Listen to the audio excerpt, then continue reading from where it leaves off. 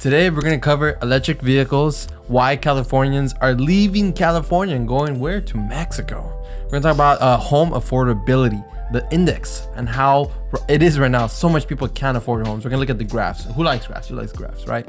My name is Josh. I'm the program director here, the Más Latino. What is your name? My name is Vanessa Salcedo. Super excited to have Vanessa and Josh and Vanessa. I'm excited to bring Avante News to all of you guys, but before we start, please share this, right? Yes, share, subscribe, comment down below, like it. Yes, like it, love it, share it. Even if you hate it, let us know if you hate it. Whatever. But let's get right into it. So, like I said at the beginning, electric vehicles. We went over this, it's called the Inflation Reduction Act last week. I went over it with Carlos Jr. But I want to go over something specific for electric vehicles. Two parts to this, all right? Firstly, in the past, when you got an electric vehicle, Vanessa, there was this thing called an electric credit. $7,500 when you buy an electric vehicle. So what that means is when your taxes, you could, if you owe taxes, you could use it towards that, or you can get that as money in return at the end of the year when you do your taxes. It's a tax credit, right? But in the past, before this bill was passed, every automaker had a limit of 200,000 tax credits. So as you can imagine, in the beginning of the year, what would happen with Tesla?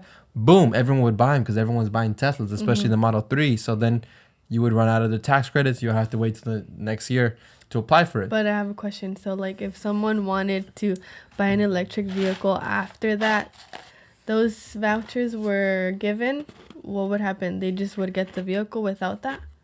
Okay. Exactly. Yeah. You would get the vehicle without that tax credit.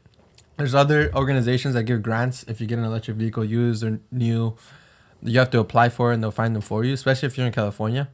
But I mean, wouldn't you want to get the most possible? So with this new act that passed, as you can see, Biden, again, they're all checking, making sure he's signing. He's like, he's not plagiarizing, right? No, he's not. Okay, yeah, he signed it. So he signed it. The Senate passed it. The House passed it. So the last step is basically the president. Whenever they pass a bill, he's the last person. At that point. I learned that in AP government. Okay, cool. And I don't have to explain it.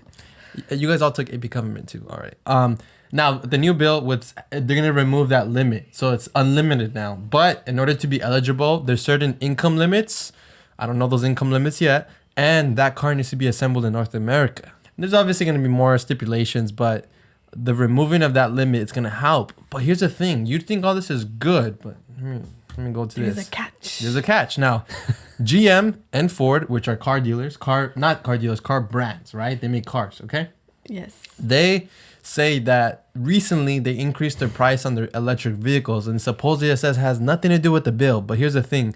They raised some certain electrical models like the Ford F-150, the Lightning, I forgot which other one, I forgot which other ones, but a couple of them, anywhere from $600 to $8,500, roughly almost matching the $7,500 tax credit introduced under this new inflation bill. So far, what do you think? Do you think the government should be giving tax credits, or should they be more strict? What should they be doing? Because the way I see it, if they're going to keep increasing these tax credits, which they are, what are these dealers going to do? Keep increasing their prices. And at the end of the day, who gets screwed over? The people. Us. Me, you. Well, Yeah. not me. I don't like electric vehicles. I like the sound. But if I was to get one, yeah. It's like the perfect comparison I can give you is think of college. It used to be a lot cheaper tuition, but ever since it was introduced, Fannie and Mae, that they were going to have government-backed student loans, and kids are not getting $10,000. They're getting hundreds of thousands of dollars. And the college is like, you know what? Sweet. Because obviously back then it was harder to apply for a loan. Now it's like you just sign, 18 years old, boom. If you need your parents, oh, mom, dad, sign this for us, boom. They don't even know. Huge loans. And now school is expensive. My school is like almost $40,000 a year. It was like 27, 28 when I left. That's almost 40,000 now. And it's all backed by the government. Although, who gets screwed at the end of the day? The students. You and me. Yeah. My only question, this is during the background, is I'm pretty sure they know what this does, right? At the end of the day, like, they know what they're doing. If not, it would be kind of weird that we know more than them. And of course. So they obviously know that this is going to, exactly how we were talking about the 15%, you know, at the end of the day, it's always going to come back to the consumer. It's like today we were at Target, and then my mom's like, it's so weird that we have to pay for these bags. And I'm like, I know, they used to be for free. But what happened? The government's all like, these plastic bags are no longer allowed at the stores. And the store owner's like, what if we sell them? Okay, they're allowed only if you sell them. So Target's like, okay, we win. Little secret. Whenever Target asks me, how many bags did you purchase today? I put 0. No We have way. a thief over here. Hey, Hey, let's move on. Yeah. Let's move on. So yeah, I just want to bring that up real quick. You're gonna get arrested. I just thought it was interesting. That's like, okay, you know, Yeah. the tax bill, great, it was passed, but now prices are going up. Great. They said it's because their spokesperson said it's because of inflation, because of the commodity costs and all these different things. Is it a coincidence or is it not? Comment down below. I'm not saying, I'm not saying anything, but yeah, pretty much I am. Okay. So next thing I want to talk about, beautiful pictures, right? You got LA on one side and then you got Mexico on the other. So Californians are relocating to Mexico to combat the cost of living. I wonder why. Look at that beautiful view. That's Puerto Vallarta. I don't blame them. And then this is LA, old buildings. Maybe it's nice inside, but it's old from the outside. No parking outside, street parking. There's probably like a bunch of homeless on the other side, which is sad to see, but it's like, wow, you have to deal with that too because the city's not dealing with it. Now you have to deal with it. Now, here's the thing. In LA, the median cost of a home in Los Angeles County sits at more than $860,000. A home. Now, renting an apartment in San Diego, a one-bedroom apartment costs roughly $2,600 a month to rent in San Diego. All while the same size one-bedroom apartment, just a couple miles down the border in Tijuana, it's $600. Yeah. $2,000 cheaper, and that's a lot for Mexico. You can go to other parts of Mexico; it's probably going to be $300-$400. It's just because it's so close to the U.S. and so many Americans pass by that that's actually considered expensive. Actually, the prices have increased by 30% in a lot of parts of right there in Tijuana in Mexico. So it's actually used to be a little bit cheaper, but it's not crazy. If you lived in San Diego, would you pay $2,600 or just drive have a way nicer, have like 3 houses for $2,600 a month? Yeah, I would do that. Go down the street. Crazy. But then the question is, what about the people that live there?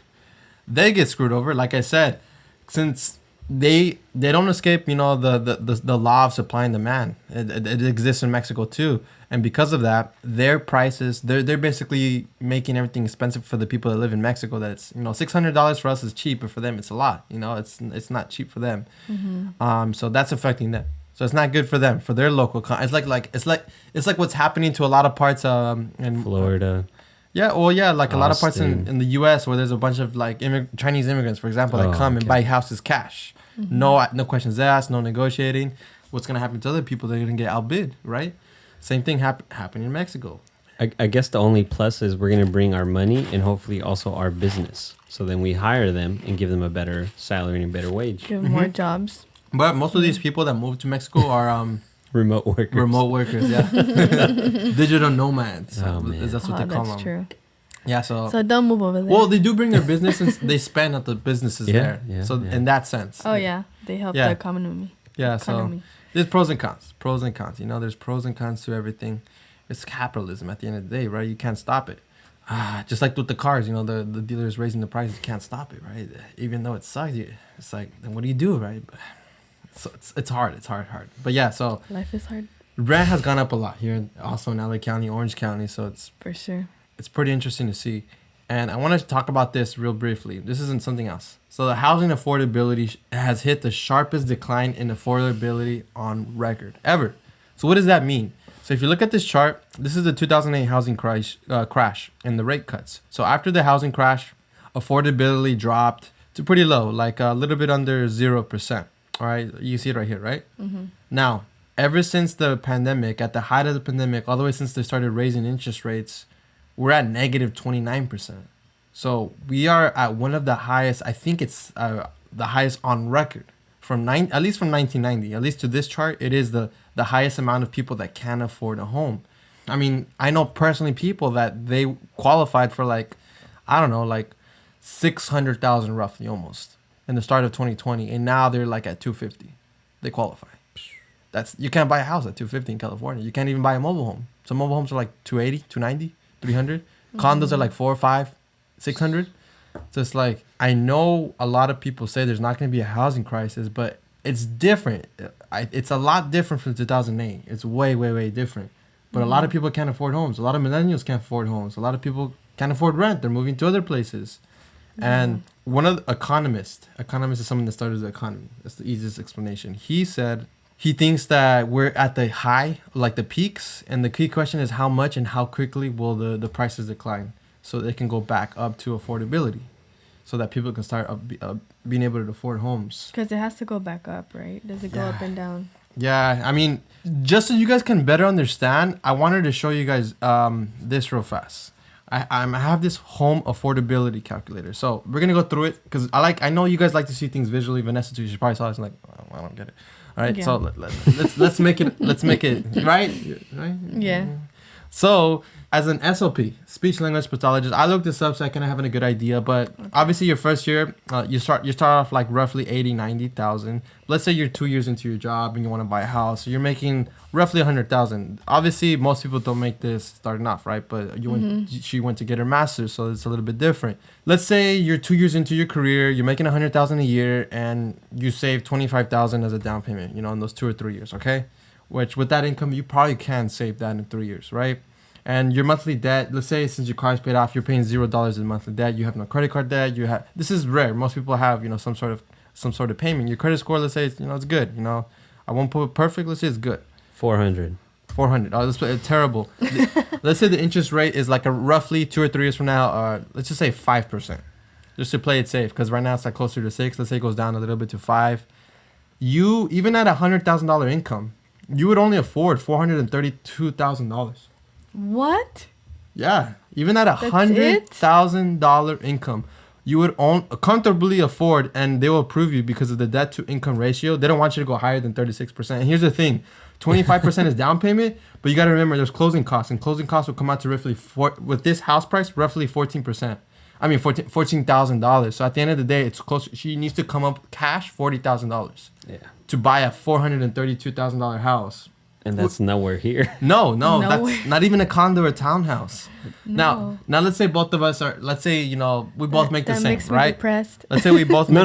Vanessa makes 101. You make 100. 101. Oh, okay. She makes a slight better more than you. A slight more than me. Okay, 201. So together with me and her, let's say we get married, and we combine our incomes. And you know what? She has 25,000 saved. I have 25,000. So we could put $50,000 on a house in 2 or 3 years, right? And we both have no debts. Our car's paid off, but you have student loans. I have student loans, but let's say you have student loans. Blasted. It's $120 a month. All right, so it's not a huge monthly debt. Now, same thing, interest rate, whatever. Now finally we can afford a decent home. It says $851,000. Now that's a good home. Better. That's a better home. That's you could definitely get a good home. But you need a $200,000 salary. $200,000 and $50,000 down payment. Now here's the thing. I don't want to scare you guys, but let's say we're both making $200,000 a year. We're like, we're making great income. Oh, we have $50,000 saved. Great. But here's the thing. Let's say we both have cars and we're paying $500 a month for them. So it's $1,000 in total. Which is pretty much everyone. Yeah. Everyone I know. Realistic. $1,000 a month. Plus, let's just say we have some credit card debt. We're paying an extra. $250 like a month. So $5,000, but like a month. Let's say we pay $250 a month in just credit card and personal loans or whatever, right? So $1,250 a month together in monthly debt, which is pretty normal. Our affordability would drop from $850,000 all the way down to $696,000. Back. What? So almost $200,000. It's crazy. Every car payment you have is dropping your affordability of how much house you can afford. Almost $100,000. Every $500 equals to close to $100,000. Very important to realize that when you're about to buy a house, don't have car payments. That's why there's all those memes when a real estate agent's like about to close on a house. Is like, oh, my client came in and we just bought a car. Boom. Yeah, like if you buy a car right before you buy a house, you're not gonna get the house anymore. It's impossible. Because every $500, that's why it matters. That's why I told Vanessa when we get our house, it's how all our cars buy, cash cars. So there's no monthly payment. Get into the house and then sell them and go back to the payments. That's our plan. Yeah. That way it's not on your, on your credit, nothing, But before you told me this, I didn't know that you couldn't have like that much debt. I mean, you could have it, but you just won't get approved. Yeah, that's what I mean. And if you have like $2,000 in monthly debt, let's say we'd only get approved for $593. That is crazy. With a $200,000 income and $50,000 down payment. And this is pretty normal. Like, who doesn't have a new car and credit cards? Of course, everyone. It's crazy, guys. I just wanted to show you guys this visually. That way you can see the affordability. Like, that's why many people can't afford houses, because they have car payments, they have credit card debt, and their income is not enough. A normal family that they're both making, let's say 50,000 a year or 60,000, they're making 120 combined. They try to buy a house and they have like $1,000 in car payments. All they can afford is a $396,000 house, which is impossible. It doesn't exist. It doesn't exist. And $60,000 salaries each. That's decent income. That's not bad. That's not bad at all. You gotta make almost close to 200. I would say like at least 180 combined to 643. That's not even enough. You gotta make at least 200,000. That's a crazy thing, and not have any monthly debt. You gotta just pay off your debt. That's the before you think of buying a house. Things to do. Either pay off that car, sell it, and buy a cash car. Like I can see why Dave Ramsey always says that with people because it's like that affects you getting into your home, you know, and getting a home over renting is 100 times better. Obviously, renting. I mean, you're paying off their mortgage. You're either paying off someone else's mortgage or you're paying your own mortgage. That's why real estate works, because it's one or the other, right? Yeah. I never understood why he always said that, because I was like, well, you have to build your credit. You know, if you have debt, you build your credit. But if you want to buy a house and you don't have debt. Or if you're gonna buy you can buy a car that's that's like $5,000, $10,000, and you're like, you know what, I can afford it cash, but I can get a really cheap loan at my credit union, finance it, and pay it off in 6 months, and something like that. Yeah. Or you just pay on time on your credit cards, and that helps your credit too. There's so many ways, right? There's so many ways. You don't have to. Oh, you know what? I have to get a $100,000 card to improve my credit. I have to. Oh, there you go. So yeah, it's crazy. I don't know what's going to happen with houses, and this is just another stat right here that we're at the highest amount of people canceling their houses because they can't afford it no more, or they don't want to sell the house anymore because of fears of recession and all that. We're about to hit the peak where we hit in the pandemic.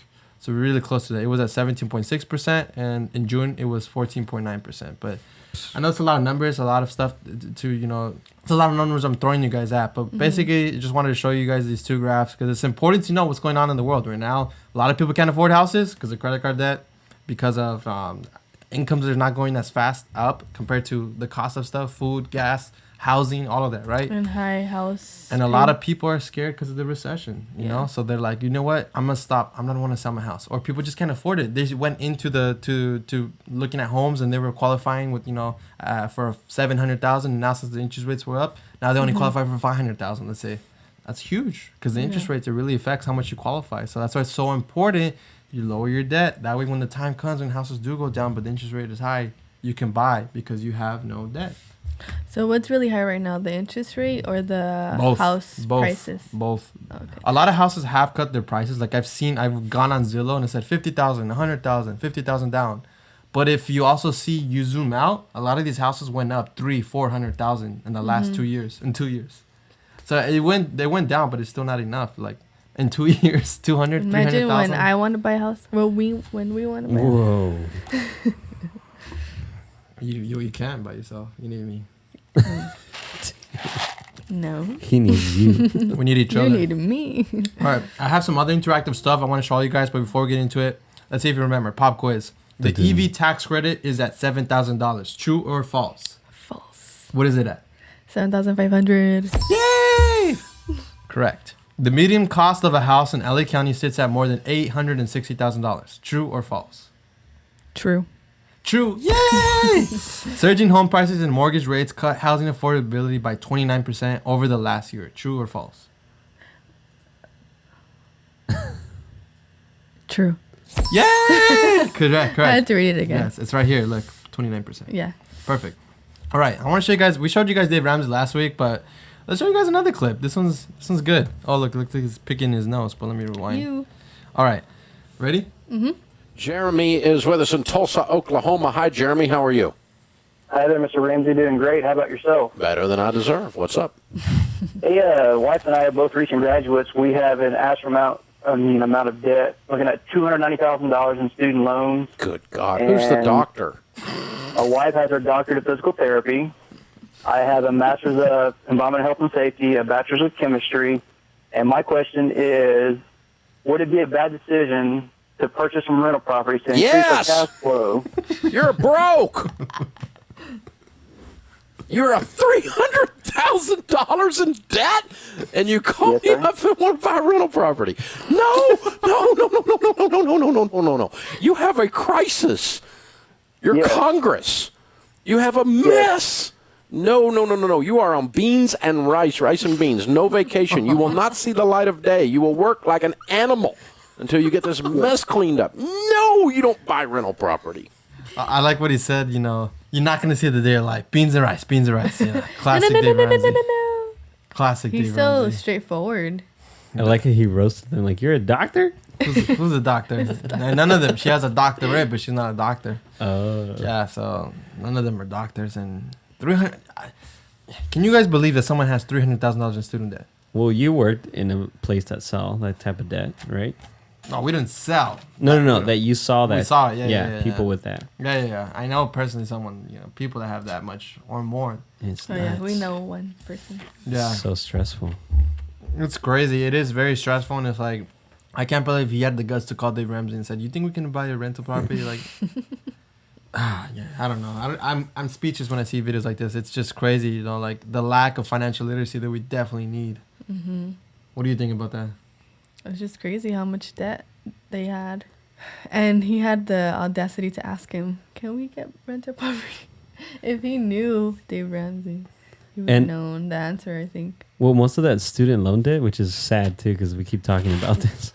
Is that student loan that he has, or what is that? Mm-hmm. It's like, And I bet you not 100% of it went to the actual tuition. yeah, Because I know a lot of friends that use their student loans for their lifestyle, to pay for Disney Pass. Yeah. going out with To pay friends for their to eat, car. with their car to pay for rent. I'm like, you're Or- telling me you're gonna pay for rent and pay at 5% and 6% interest rates when you can. I don't get it. Mm-hmm. It's because it's easy money. You forget. You're young. No one taught you. Yeah, it's very easy. It's education, lack of education. Lack of education. It's so easy. Like, you can literally go out right now. Since she's in school right now, she can get loans if she wants. Mm-hmm. She can get all these crazy loans and go out and buy another car. It's very accessible. It's just a click of a button. Approve. Psh, It's I got the also money. it's also because it feels like it's free because you're not doing any payments for a while. So it feels Yeah. like, what do you mean it's free? So that it's mentally confusing. It's out of sight, out of mind. And then the financial aid office says, "Oh, you want to come pick up your check?" As if it's like your income, like you're getting paid for the week or something. No. Yeah. Want to pick up your debt? Or it goes. It's direct deposit. Yeah, I know. That's what. Cha-ching. Yeah, you make a direct deposit and you see it. Yeah. When I got my student loans, I remember I was like, "Damn, it feels good." I was like, "I can't," because it literally felt like I was getting income. Yeah. It literally feels like it because Yeah. you're getting a loan and it feels like income. It feels like, oh man, thank God my student loan debt is not 290,000, not even 100, not even 50,000, not even 40, 30,000. But still, like, I could have been avoided, but it's okay. It's okay. Mm-hmm. I went to an expensive school, that's why. Yeah. Lesson learned. Lesson learned. The past is the past. The past is the past. I won't mention the name of the school. Vanessa say you That's forgive good. him. Yeah. I forgive you, but it has to be paid off before I get married. And we'll get married in 10 years. I'm just kidding. But I want to talk about real fast, before we finish. I know we talked about a lot of things today. Should you be scared about all these things? No. I mean, the electric vehicle thing, it's cool, but I personally think we're not ready for electric vehicles. There's not enough charging stations. If there was a charging station at every gas station, then I would say, go ahead, buy it. Yeah. But really think about it, especially if you live in apartments. I know so many people, they're like, oh, it's packed. I can't go park in the charging side. I'm stuck here. I have to go Uber or I have to go borrow someone else's car. Yeah. So I don't think we're there yet. The infrastructure is not there yet. If you want to go move to Mexico because it's cheaper, go ahead, do it. I can't. My whole life is here. Everything, Me? church, everything. Yeah. But if I could, I would do it in a heartbeat. I mean, look at this. Who wouldn't? You live like a king. You spend like a peasant. Like, Cheap. It's paradise. compared to this, LA right here. This is probably like the art district or something. Especially if you're still able to go to back to California that easily. Easy, yeah. Yeah. It's just a flight away. Puerto Vallarta is like a 3-4 hour flight. It's like $200. It's like if you're saving already like that's true. $2,000 a month, like you Yeah. can go there 2 or 3 times and still have money saved. That's true. Plus, you probably have like an amazing gym. You probably have all these crazy things. You probably have Better food. Yeah, a gated community with private security, all that stuff. Yeah, better Better food. girlfriend. Maybe. I'm just kidding. I would take her with me. I'm pretty sure you can't take an electric car out there though. No. No. You probably no. Where's the That's charging another reason to station? not get an electric vehicle. Yeah. Yeah. But I An mean, EV. Why would you want to go out there when you have this view and you're just gonna be out here by the beach, by the water, and all Yeah, this? you probably have at that point you could have a private driver. Yeah, I know. I think that's Simon. Simon was thinking, but yeah, especially because rent is so expensive. Like if I meet, like yeah, definitely. If it was possible, I would do it too. But my whole life is here, church, everything. Yeah, it's tough. Like it's tough. Like looking at here, I'm like, But what's the point if you're in paradise but you don't have your loved ones close to you? I can visit them whenever. Deep. I would have you. It's enough. The person that I bought the car Who said from, I'm gonna go? the person I bought the car from, it did that. She was like a 70-year-old old lady that retired in Puerto Vallarta. That's life. That's paradise Yeah. right there. I would retire here. This is beautiful. Yeah. Why would I retire in LA? Why would I, even Orange County? Like this. Like come on. Yeah. Yeah. So I get it. Now with the houses, people not being able to afford them. I mean, we all know that. It's just, it sucks. It sucks because it's just making the rich richer. Because they're the only ones that can access. I mean, who else can access $800,000 plus? It's really hard.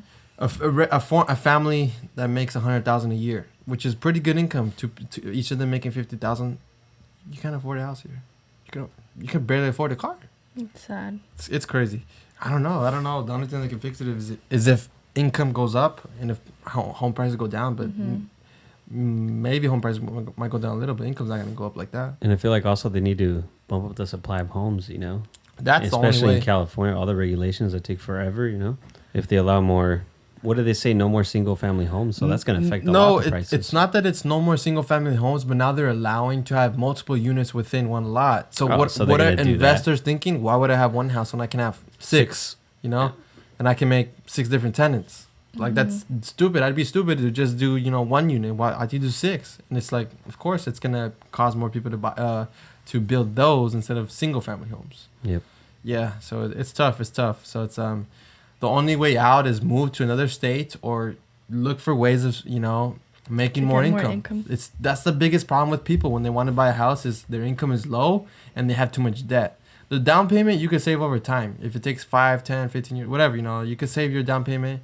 That's not a problem. There's a lot of down payment assistance programs as well. But most people's that is a huge problem, down payment. People don't save. So that's a huge problem. They have too much debt.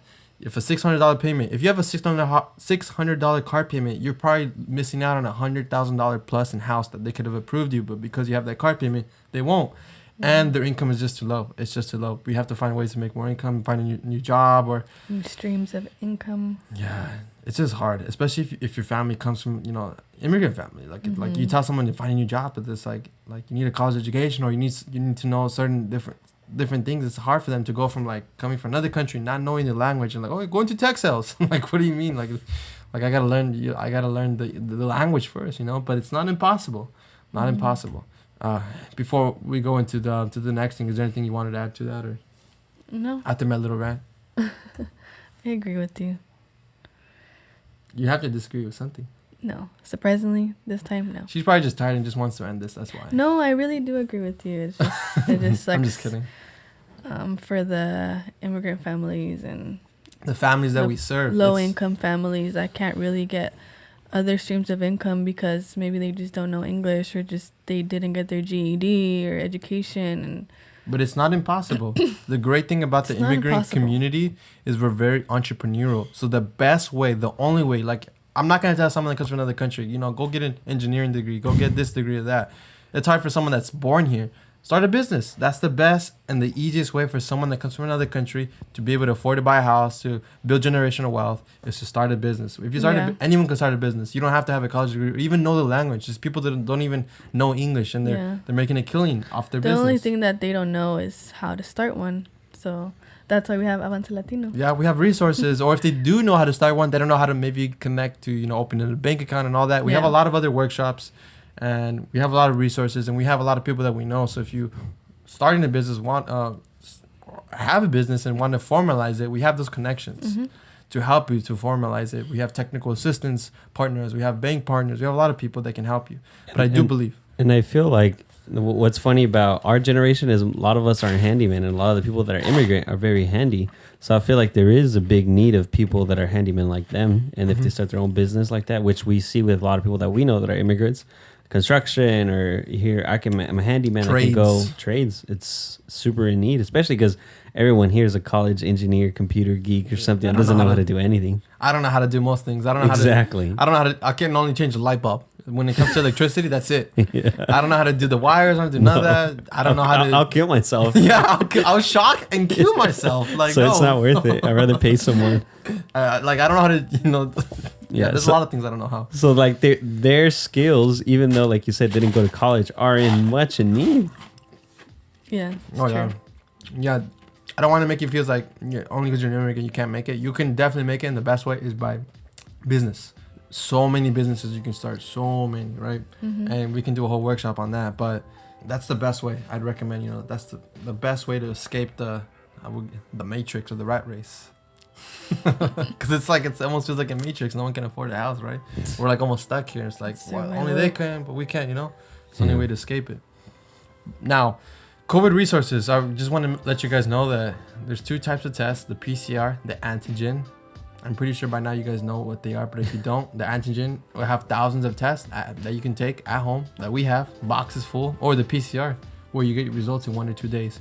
And these are 5 ways to stay safe. You cover your face in public. If you're sick, don't do that, right? How should I cough? Should I cough like this? That's not how to cough, right? How do you do it? Sorry. Sorry. It's just for demonstration purposes. You go like... That demonstration was not necessary. Sorry, I coughed on her. Keep your distance, stay informed, and don't That's why you have to have a mask. I should have brought a mask. No, it's okay. If I knew you were going to cough on me. I'm sorry. Oh, I have this here, but actually, this already passed, the Health and Resource Fair. We had a great turnout. We had probably like 250 to 300 people come out the whole day. Easily. 150 backpacks were given away. 20 bikes were given away. And a lot of smiles. A lot of kids playing in the water slides. It was really fun. Mm-hmm. Send us pictures if you want any of that stuff. Yeah, and you can contact us here. Message us on any of these platforms. Tag us. We would love to see those pictures. And if your students started school this week. But take care, everyone. Thank you. Thank you, Vanessa. Thank you, Josh. See you next time.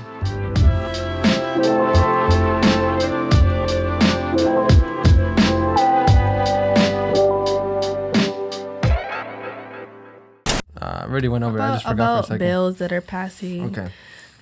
For like electronic vehicles. Let me start, please. Can you let me? Can you please? All right. Today we're gonna talk about electric vehicles, or EV, like Vanessa. I taught her today what electric vehicle stands for, and we're gonna talk about No, that's too long. I'm too fast. One. I know. Okay, ready? All right. 1, 2. Okay.